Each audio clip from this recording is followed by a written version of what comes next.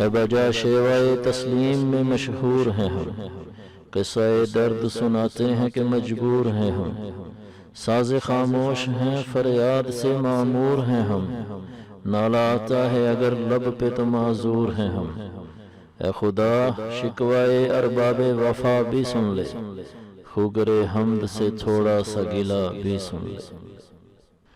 علامہ اقبال کی مشہور زمانہ نظم شکوہ کا یہ دوسرا بند ہے۔ اس بند کے پہلے شعر میں شیوائے تسلیم سے مراد فرما برداری کی عادت، جس سے اس شعر کا مطلب یہ بنتا ہے کہ ہم مسلمان ہمیشہ اطاعت اور بندگی کرتے ہیں اور اللہ سے شکایات کرنے کے عادی نہیں ہیں، لیکن اب ایسا کر رہے ہیں کیونکہ ہم بہت مجبور ہیں۔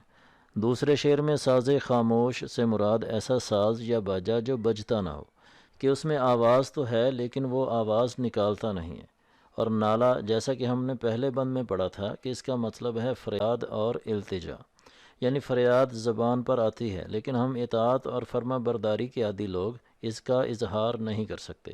اس شعر میں علامہ صاحب نے کہا ہے کہ ہم مسلمان اگرچہ دل میں ہزاروں فریادیں لے کر پھرتے ہیں لیکن اس کا عقیدت کی وجہ سے اظہار نہیں کر سکتے۔ تیسرے شعر میں ارباب وفا سے مراد علامہ صاحب نے مسلمانوں کو کہا ہے، یعنی وفا کرنے والے لوگ، اور خوگر حمد سے مراد تعریف کرنے کے عادی لوگ۔ اے اللہ جو تیری تعریفیں کرنے والے لوگ ہیں ان کی شکایتیں بھی سن لو، یہ ان لاکھوں دلوں کی آواز ہے جو تجھ سے ان فریادوں کا اظہار نہیں کر سکتے۔ امید ہے کہ اس بند کا تلفظ، مشکل الفاظ کے معنی اور تشریح کے بعد اس کا مدعا اور مقصود بھی آپ کی سمجھ میں آ گیا ہوگا۔ علامہ صاحب کی مکمل شاعری کو اسی طرح سمجھنے کے لیے ہمارا چینل سبسکرائب کریں اور دوستوں کے ساتھ ہماری ویڈیوز کو شیئر کریں۔ اگلے بند تک کے لیے ہمیں اجازت دیں۔